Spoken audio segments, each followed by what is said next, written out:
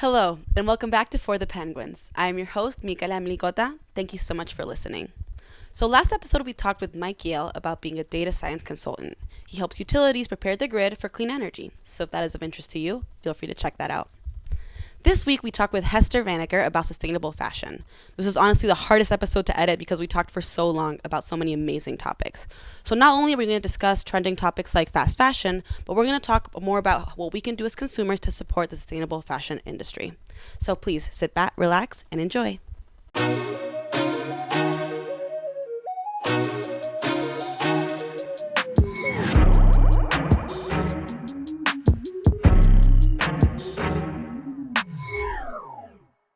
Hello, Hester. Thank you so much for joining. Thank you for having me.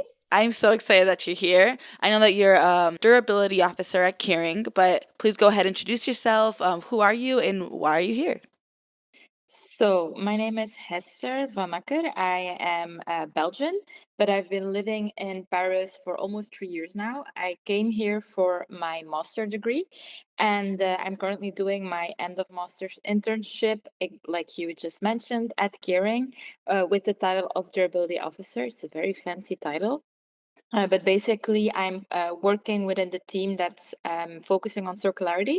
And my focus of my work is like garment durability, garment longevity, and seeing how we can make garments that last longer, both like on an intrinsic physical level, but also extrinsically, like how can we make sure that people keep their clothes longer and take better care of them.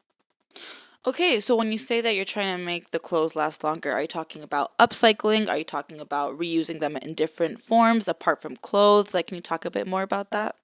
So it's a bit of everything. And I mean, in the end, the essence is what enables a garment to last longer. And there's, of course, the more basic or not the easy approach, but the more obvious approach, which is okay, we're gonna choose the most durable fabrics and the most durable way of construction. And of course, we need to make sure we make qualitative garments because that's one of the main reasons people get rid of their garments still.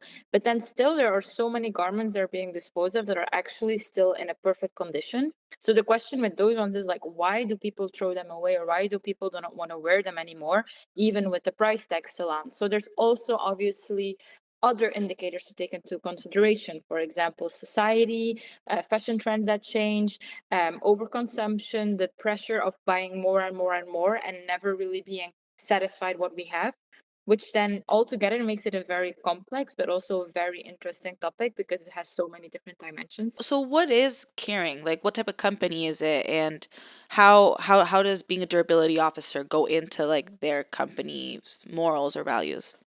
So Kering is one of the big luxury groups. It's a French company. Together, probably if you've heard of LVMH, they're the ones who hold brands like Louis Vuitton, Dior. So Kering is basically the same thing, but they hold brands like Balenciaga, Gucci, Saint Laurent, Bottega Veneta, Alexander McQueen, and then also some brands within jewelry. And the idea is that they own all the different houses, and the houses are independent. So within every house, there's also a sustainability team. But then on a group level, there are, for example, in the Paris head office where I'm working, around 600 people working. And within that, we have a sustainability department as well. I think we're around 40 people, which is quite big. And it's very specialized. Like people really have a specific function. There's someone on circularity, there's someone on biodiversity, there's someone on regenerative agriculture, there's some more on sustainable finance. And so we kind of act as consultants to the brands. So we work on bigger projects on a large group scale, and then we look for ways how brands can implement them. That sounds like a very, very cool job. Do you think it's relatively new to the industry to have so many jobs that are directed at sustainability and trying to make a company more sustainable? For sure, for sure. And definitely, I would say within luxury as well, I think it's really unique. And in that sense, I do think that the group is really advanced of others. They're really pushing it. And the fact that there's so much specification within the jobs, it also allows you to go deeper because often, unfortunately, now CSR is handled by one person, especially within brands, and they need to juggle so many different topics because it's such a vast amount of work and there's so many things. You have animal welfare, you have fibers, but then you think about the social, how are the clothes made? There's so many from start to end. So having people that can focus on certain aspects of the supply chain or certain aspects of sustainability is really helpful to have effective strategies put in place. Is that what does CSR stand for? Corporate social responsibility. I love that. You didn't know that, or you didn't? I didn't know that. I don't work in, yeah. It's not that like, oh, you didn't know that. That's not what I mean. No, yeah. Term everybody is like using like CSR, and sometimes the question is, okay, what does that mean? Because it's also a bit, I don't want to say greenwashing, but it's like corporate social responsibility, and it's still sometimes not really clear what exactly that means. But in general, it's kind of an umbrella term for everything. Yeah, sustainability, socially related. I love that. No, I did not know that those teams existed.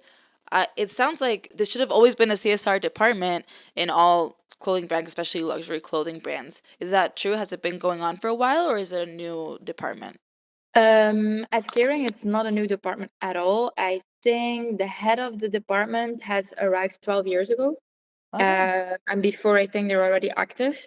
So they've really been pioneering, and they really saw from the start that, okay, if we want to have an influence in the market, we need to make sure that we also address this topic, because otherwise we're not going to last. And I truly believe that's also just a fact. I truly believe that if you are not willing to properly address sustainability as a company, is it within or outside of fashion, you're not going to be relevant anymore in the future, in the near future, I think. Wow.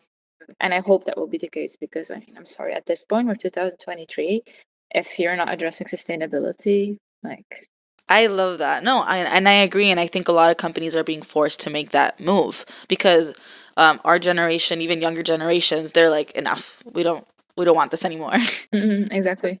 On the same topic, how does fast fashion kind of come into the equation? I've been hearing that word a lot. A lot of people are trying to, talk more about it, but I know even maybe 5 years ago, it wasn't discussed as much. Fast fashion. Fast fashion, it has disrupted the industry in so many different ways. And in a way, you can say that this model of producing constantly small capsules adapted to customer wants and needs, in principle, you could consider it sustainable, because they're trying to have a very fast response to the market desire, which means that you can better estimate what customers want. For example, in current fashion system, often a collection, the design process starts almost 2 years before it ends up in the store. But how can you guess what someone will like in 2 years? So something there in the general fashion system is also really, really weird and very outdated. But then again, I am not in favor at all of fast fashion, because although it might be interesting to be like, okay, we really want to respond quickly to what customers want, and if it doesn't work, we didn't produce super like a big quantity, so the loss is less. But this has trickled down into this urgency of consumption, and this need, and this constant, you're never satisfied with what you have.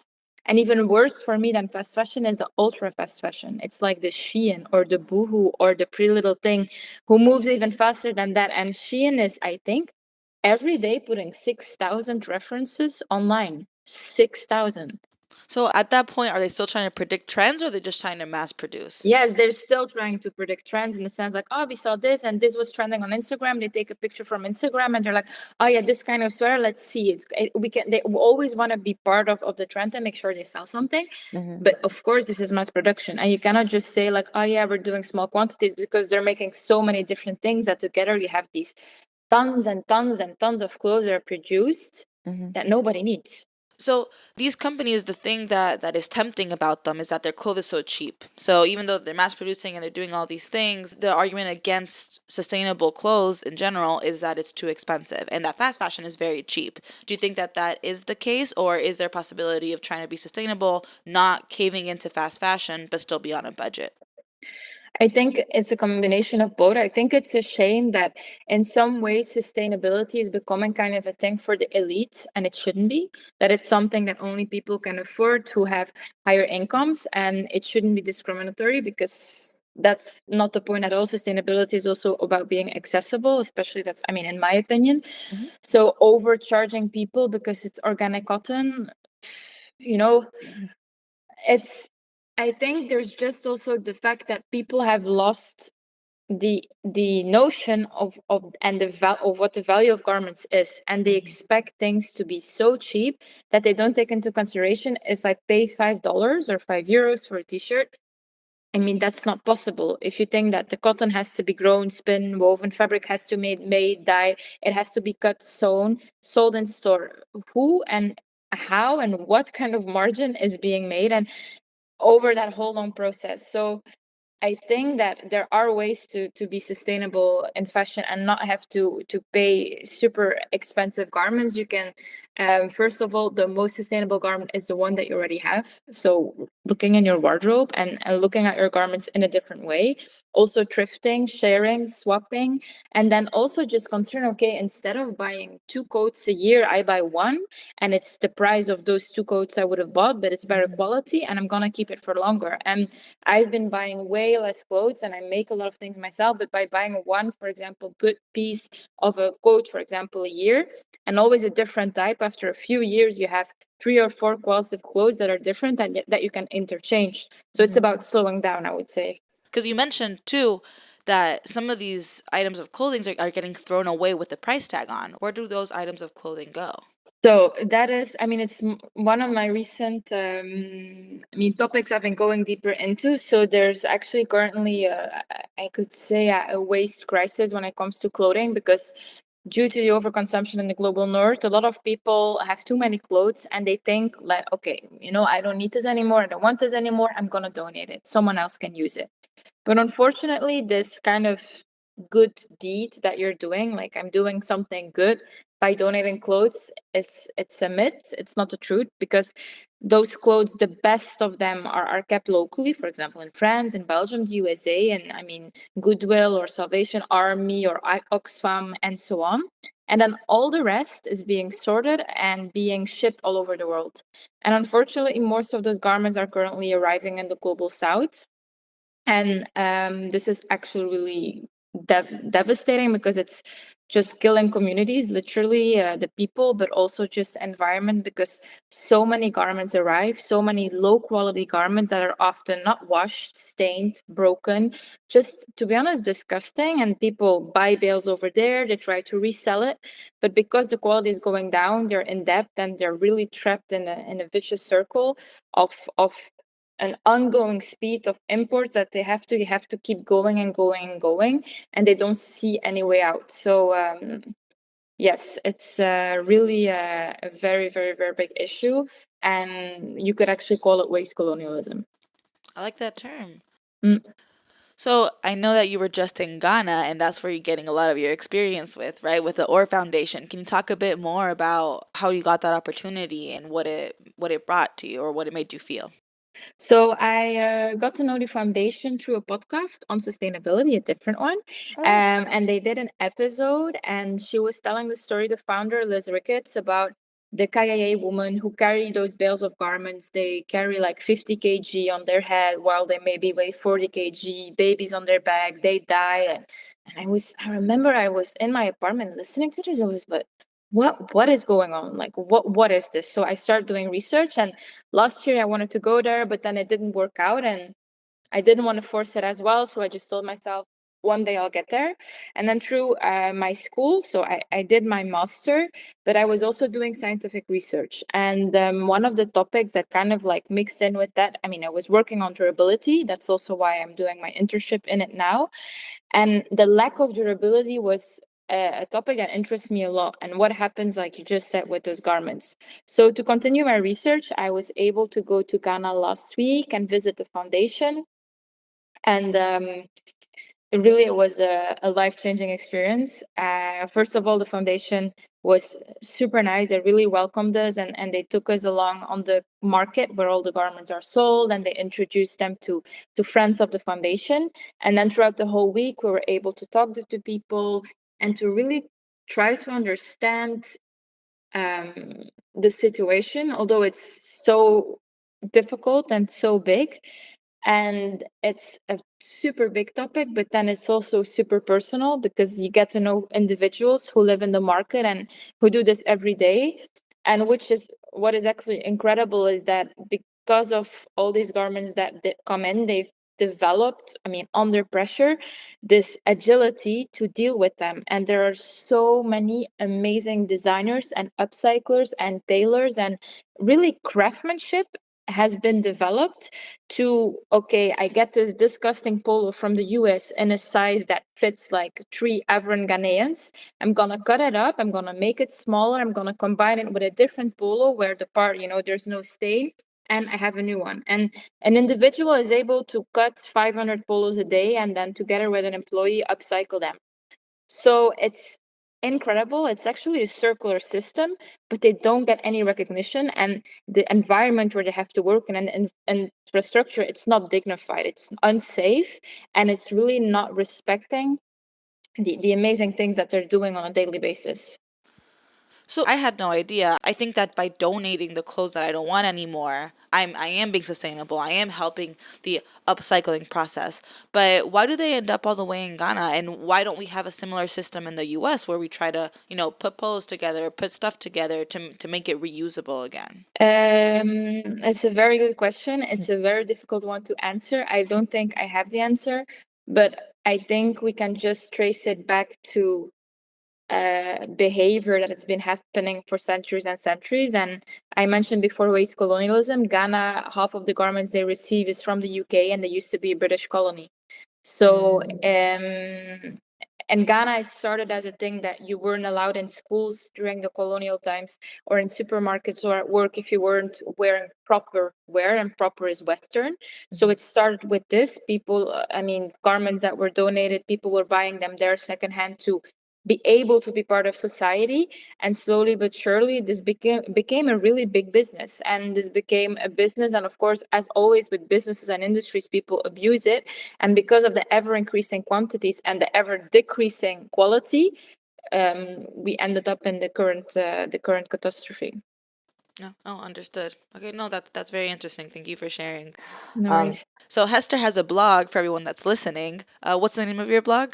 It's called Greetings from, and it's basically newsletters about my traveling and sustainability and just impressions I have, kind of a way to vent and let it all out. I love it, and for anyone that's listening, I definitely recommend it because that's where I started reading about Ghana and learning more about it. I had no idea, and you write it very well, so it was very capturing.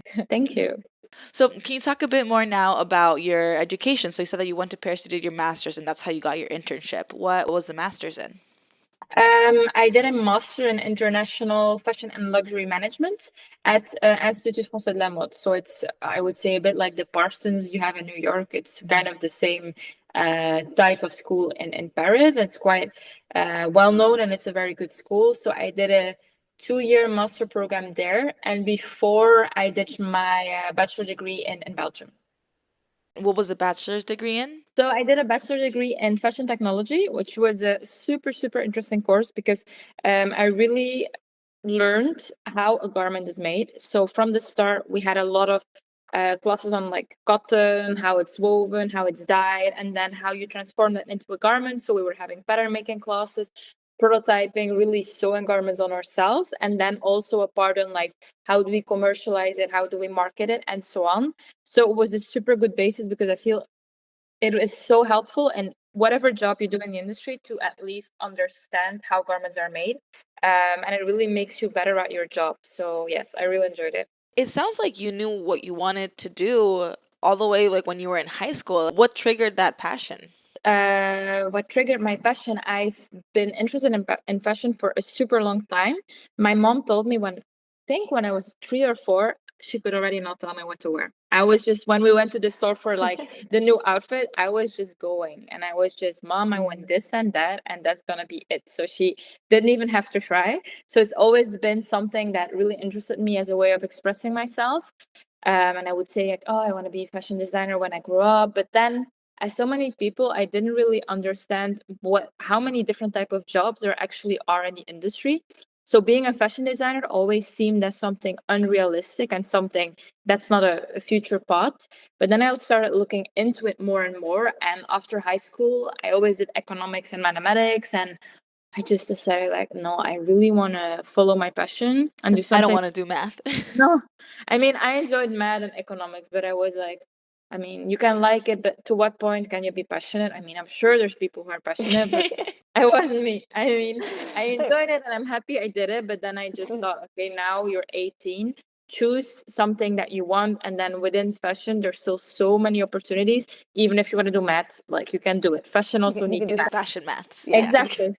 So now that you're in the industry, do you feel like people need to have your exact same background to work in that? I know you mentioned there's a bunch of different jobs that you can have. What do your coworkers look like? Do they also have master degrees? Do they also did they also study fashion in as their bachelor's and their masters? No, that's definitely not like a prerequisite to end up in the industry. All the profiles, if I'm talking about the department I'm in, they're so different. There's engineers with no fashion background at all that always worked in a completely different industry. There are people who did a master in sustainability. There are people who did maths. So there's people who did so many different things. And actually, a lot of people that work in the fashion industry started somewhere else and didn't study fashion, but just like ended up there. So it's interesting because it's good to have a mix of different backgrounds because it helps with, you know, generating ideas. If we would all come from the same school, it would be very boring because we wouldn't get anywhere, I think. Oh, I love that. I think that brings a lot of hope to people. One of my friends, who I think we have our friend in common, studied industrial engineering, and then she realized, no, I want to get more into fashion, and she did your same masters, and now she's working in a fashion company and doing something that kind of relates to her bachelor's, but in a completely new way. So Exactly. I And I love think if that. you're talented and willing to work hard, there's always a place for you in whatever industry. So, and the fashion industry is quite open to, like, it's an open industry in that sense that they do welcome like diverse backgrounds. So, should not be an issue. You're very involved in the fashion industry. If it's not with your volunteer work, with your internship, we'll talk about the other things that you do in a second too. But do you have any advice for people that are looking to get into that industry and they don't know where to start? I think what's interesting what you just said as well, and our a common friend who is now kind of doing something in the industry that she did before. I think that it's interesting to just think like, what am I passionate about, and what does not seem related to the fashion industry, but what is, how can that still be an added value? Is it that, for example, you love, I mean, I'm just saying a random thing, spending time on Pinterest because you love, like, looking at colors and finding ways and kind of like predicting what's going to be next and trends. That's a job in the fashion industry, that exists. People have as a job to like do trend forecasting. So there are so many things in your life and things that maybe you're already doing on a daily basis. If it's about you read a lot, and or if it's about you love writing, or you like sewing, or you're interested into design alternatives, or even if you're coming from architecture, there are so many ways to make it fit within fashion because from till the moment the garment is sold, so many processes are involved. And even as an architect, like designing the window display, designing the fashion store, it's also something in the industry. So I think there are multiple ways to kind of take skills you already have and see how they could fit within the fashion industry. I think that's very interesting because I think a lot of people are interested in the fashion industry. And again, they think, oh, fashion designer, that's unattainable. I don't know how I'm going to do that. But it is a huge industry. And I think the sustainability industry is also huge. So if you want to do sustainable fashion, there are a bunch of jobs and there are a lot of options for you, as well as any other sustainable jobs. Exactly. I think that's really good to hear. So apart from your master's in luxury management, you mentioned that you're also doing some research. Can you talk more about that?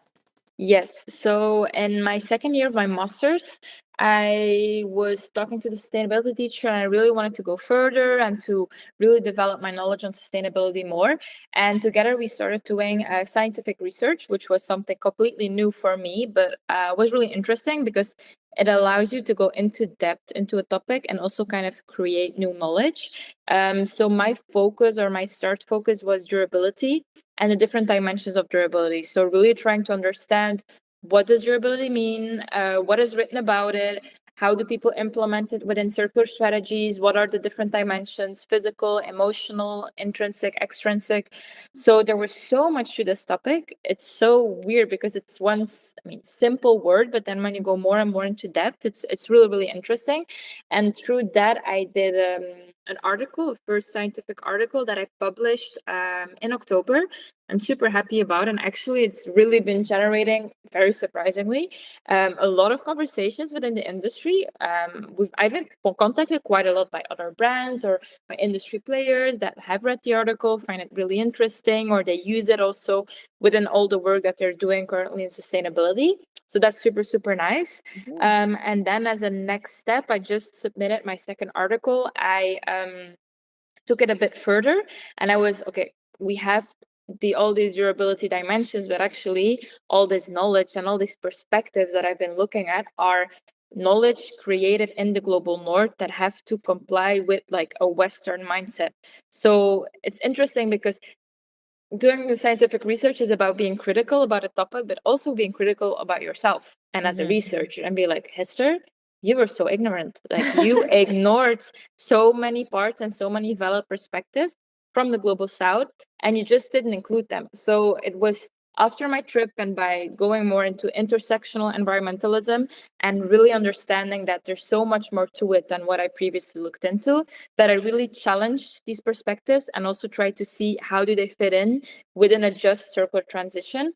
So I loved writing the article. It was so interesting, and I'm super, super happy with it. So I'm very, very excited. And then the trip to Ghana and the interviews that we did will feed into the next step as well, and to really by doing direct interviews with players of the global south, seeing how we can also translate into an article and like hopefully help push this knowledge within the global conversations held on the topic. So, do you think that people in the global north and that adhere more to Western culture, do you think that it's that they are ignoring the Eastern culture or how they deal with it, or is that we don't know and the knowledge isn't out there? I mean, I think it's like, okay, the global north doesn't know, but also like they don't want to know and they're not actively trying to know. I mean, a lot of consumers do not know, for example, that so many of our garments from the global north end up in the global south. But a lot of people in the global north, they do know and they don't do anything about it. So a lot of brands, I mean, Adidas or Nike, who are some of the brands who end up most in Ghana, they're very aware of that. They know that their garments are washing up on beaches and they just don't want to do anything about it. When the Earth Foundation tries to contact them, they're just not going there because, I don't know, they're scared of a scandal or they don't want to acknowledge it. But then if sustainability for me should remain a space where people can make mistakes and you need to have the opportunity to learn, but just shutting it down and being like, oh, not my problem, sorry, but you need to like be accountable, and that's what the EPR is for, to really manage your waste. You created this, then help clean it up and don't just put the burden on someone else. So I think the global north, no, I know the global north has a lot to learn, and global north should really start to listen, sit down and listen to the global south and stop assuming this is what they want, or stop assuming like, that's how we should solve it.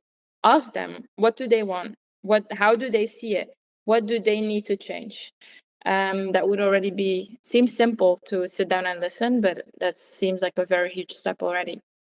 So, real quick, back to your research. Why did you start that? Because I think a lot of people are curious about a subject, they want to do more, but they don't know how to make it into a paper. They don't know how to take that first step. How did you do that?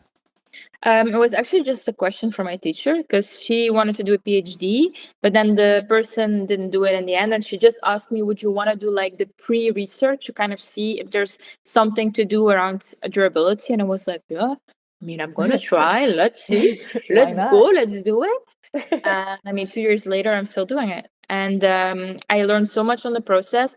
Don't be daunted by it because it can seem very daunting.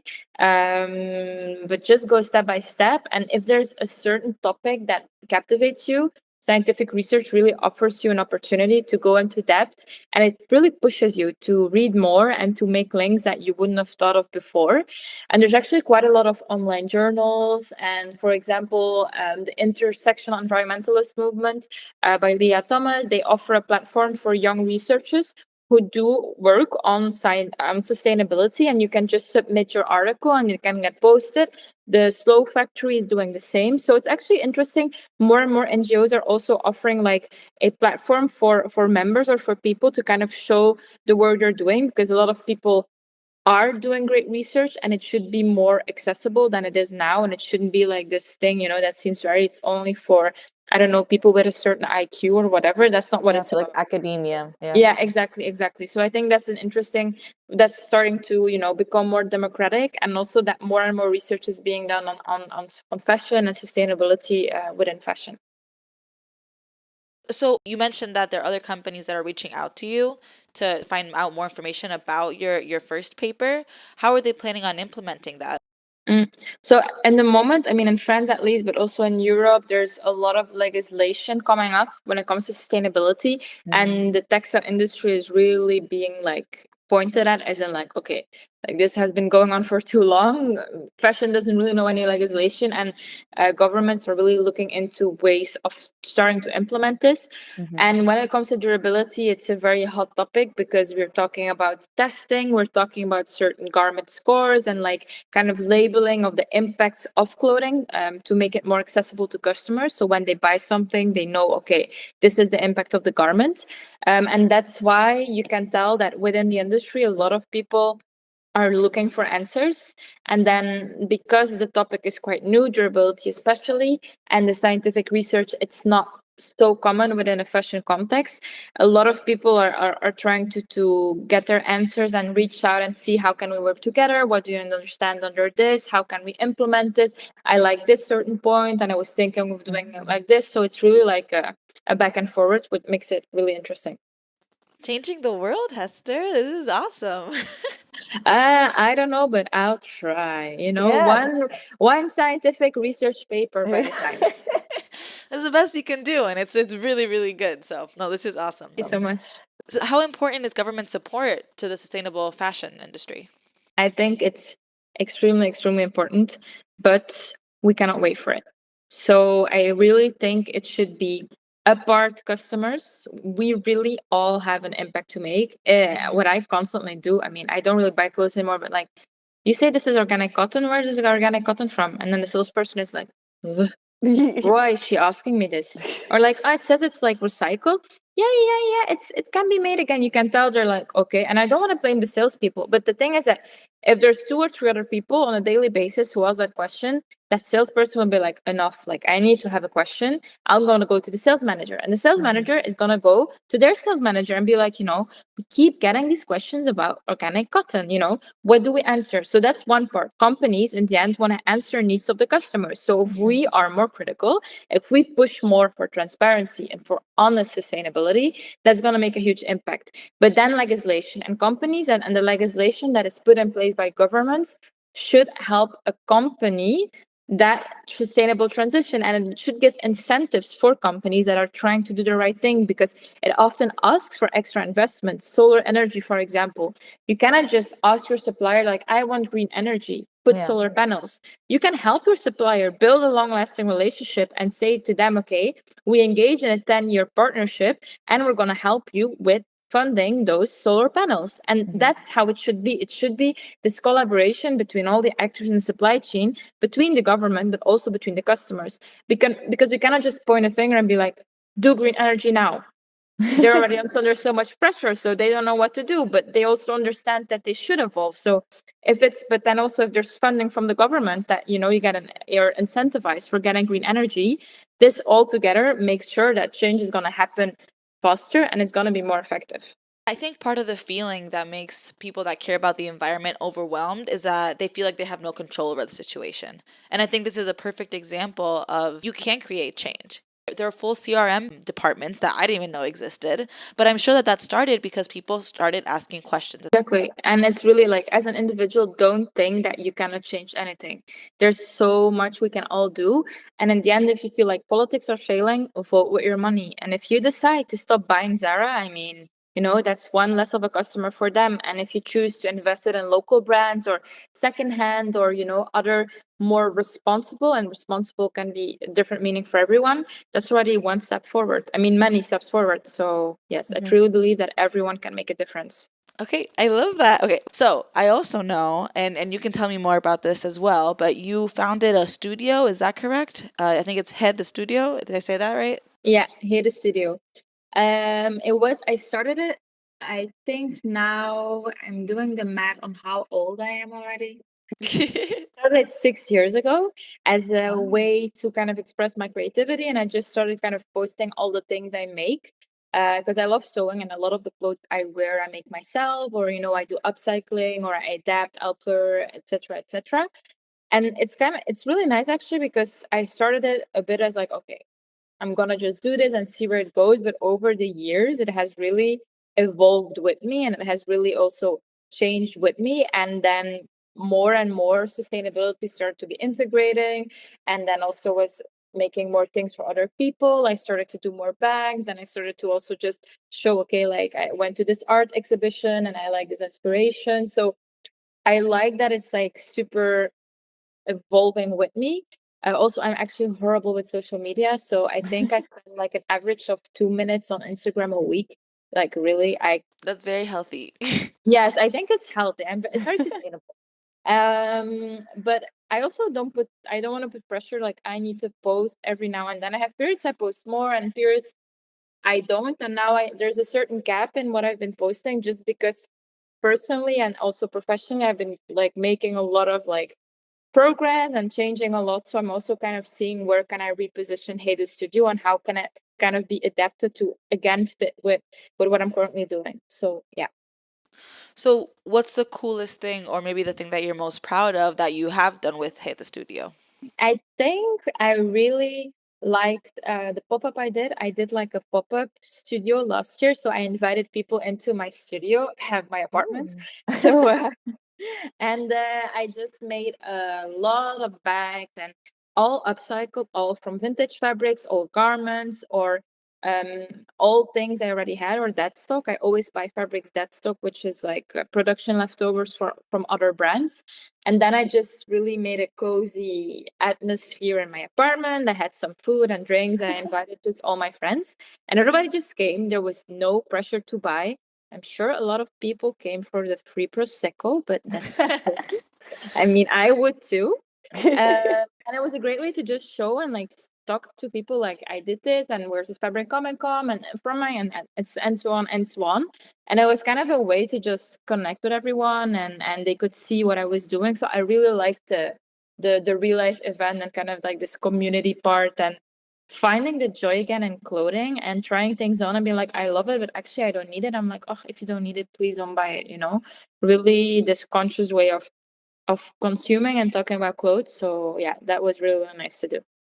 You mentioned finding the joy in clothing again. Can it get a little bit overwhelming working in the fashion industry? It can get portrayed as like it's only fun and games and it's just the best thing ever. I mean, I was traveling for quite a long time after my master classes finishes before my internship. And when I returned to Belgium and to France, I had like, I was disgusted by fashion. As in, like, I just did not see the point.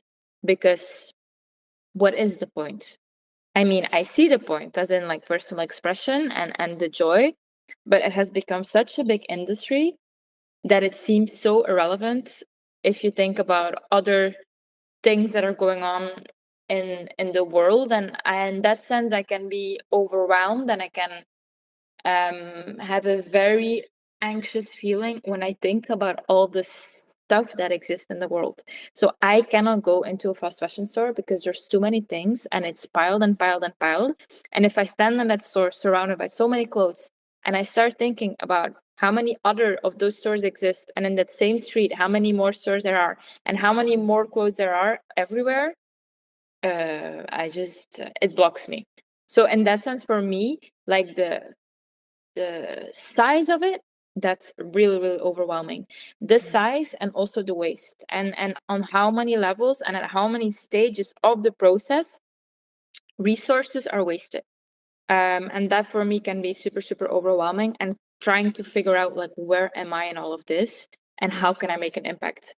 I think that's a common theme every time that I interview people that work in any sustainable field. When you ask them, "Oh, like, what got you into it, or how are you feeling about it?" It's like despair. It's it's overwhelming. It's I have to do something, which I think is good and bad. I think it's good because as a society we're really starting to see the urgency of the situation, and it's bad because, we don't want to feel despair. We don't want to feel overwhelmed.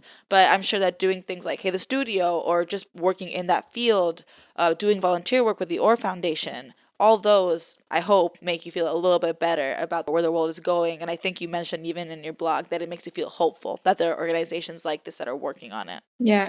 I mean, I'm a super I mean, it's maybe weird to say for myself, but I have a lot of energy and I'm super optimistic. And I'm naive as well. Like, I don't want to lose that either. I don't, some people are just like, oh, it's all a scam and it's all wasted. It's all lost. No, it's not. Like, I'm not gonna go into that. There's no point. So I really want to remain hopeful, and I really feel that we should, because being in a place like Cantonmento and Gano and seeing how the people who physically, materialistically have nothing and are poor are still such a community, and would be the first ones to offer me, for example, something to eat, to drink, to sit, or whatever. That gives me hope, and that shows me that humanity still exists and people are still willing to work together. So it's hard to not feel overwhelmed sometimes, because I'm so passionate about the topic that I don't have an off and on switch. I'm constantly thinking about it. It's the first thing I think or I do or something when I wake up, by the way I eat and the way I dress, to the last thing of what I'm reading. But then also it's important, like you say, like the sewing for me is meditation. I just do something and it's just a way to release pressure. I do a lot of yoga. I love going out for walks. I see friends, and you need to keep doing that, or you're gonna just get stuck in like a negative circle as well. And that's not gonna benefit the work you want to do in sustainability. On the contrary. So but it's not always easy, and it's still a balancing act, especially for me as well. I really need to still find sometimes the balance and the point where I should just stop and take a step back. No, you shouldn't figure it out. You're young. Like no one has it figured out, and maybe they're not even working in sustainability, and they're still trying to figure out that balance. But no, and I appreciate you, and thank you for saying that you're staying hopeful. I think people need to hear that every once in a while. So it's good to have people like you talking about this and working on this as well, and sharing the experiences that you lived, because they're very interesting. Thank you. No problem. So I wanted to ask some advice on how to deal with clothes now, and then maybe where you see the future of us going, as we care more and more about sustainability. So, for example, I'm moving soon, and I'm going to be moving to a smaller apartment, and I'm trying to get rid of the things that I might not need and try to keep those quality items. But what do I do with the clothes that I already have that either doesn't fit me anymore or that I just don't want to own anymore? Do I donate it? I don't want it to end up all in Ghana. Yeah, it's a very good question, and a lot of people ask it, and a lot of my friends ask it, and I ask it myself as well. To be honest, I think what you're doing already is like, you choose the things that you're like, okay, this for me is quality, I'm gonna wear. Then I'm sure there's also selection that is still in good quality, but it's just not something you like anymore. And then personally, I try to sell it on platforms locally that you do peer to peer. So it gives me some cash as well, but try to really be critical. Okay, is this something that is qualitative, yes or no? And if something's on there for months and nobody wants to buy it, I guess that's kind of a sign that maybe something is a bit off with the garment. So It's ugly. exactly, yes, exactly, that's the word. Then donation, it's complicated because in its principle, the concept is nice, but I think that you can donate with respect, as in, please wash your clothes before you donate them. Mhm. Like, make sure they're not moist, make sure they're not moldy, make sure that, in the end, you might not like the look of the garment, but at least it's clean and it's decent. And donate it to your local thrift store, and the things of what you think like, okay, they're stained, it's ugly, there's holes. You can use them as rags. Like cotton clothing is really good to use as a rag in your household. That's also already one way. And then try to look into take back schemes or try to look into local opportunities for recycling. And often now it's only downcycling. And then they make isolation often from old garments. Isolation is made from it.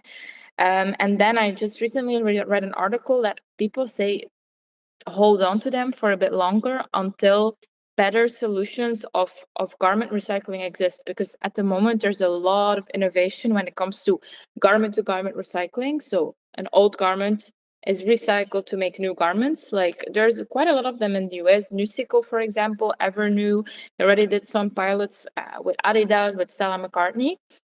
So they are kicking off. But yeah, it's a complicated topic. And unfortunately, even if we donate things that are, for our opinion, clean, we cannot control the fact if they're going to be exported, yes or no. But yeah, I mean, I would say also, I mean, this is a very long answer. I'm sorry, but I'm No, this is good. This is good. storming in my head. But also talking about it and asking questions in your charity shop without pointing fingers, but just trying to ask honest questions and trying to also see of like, okay, but on the legislation level, I don't want my clothes to be exported outside of the US. I want the US to take responsibility to recycle the garments that we consume here also within the country. And something which is really interesting and the Orr Foundation is working on a lot is the EPR. And EPR is the Extended Producer Responsibility, which basically means that companies who put garments on the market also pay for the waste management. And until now in France, this exists. But the problem is that the money does not follow the clothes until where they actually end up, as in Ghana, for example. So in France, companies pay for the garments they put on the market. And then there's an eco-organism who's like taking care of this waste management, but it's not effective. And so the Orr Foundation is really arguing, and as they should, like it's a very, very valuable and very important to make this kind of legislation pass, is a globally accountable EPR. So basically that the waste management and the money needed for the waste management really follows the garment wherever it ends up. And currently in the USA, there's one that's being developed in California, and that probably will be implemented soon. And that would really be a big step forward, because the US still has a big power, and hopefully it will lead the example for many other nations across the world. All right. Well, thank you so much, Hester, for being on. This has been a great conversation. You've shared so many valuable resources. Is there anything else that you would like to say, or just a last minute thing to throw out there? Fuck fast fashion, to be honest. No, but really, we all can make a difference, and it's not a lost thing. We can really all make our impact. And I'm sure if we all have a bit more hope, that there's a great future ahead of us. I agree. And thank you so much. I think the things that you do, the work that you do through your blog, through your volunteer work, through the studio, I think it brings people hope. So keep on doing that. Thank you so much. Thank you. Thank you. Yay. No, it was super nice. Thank you so much for interviewing me.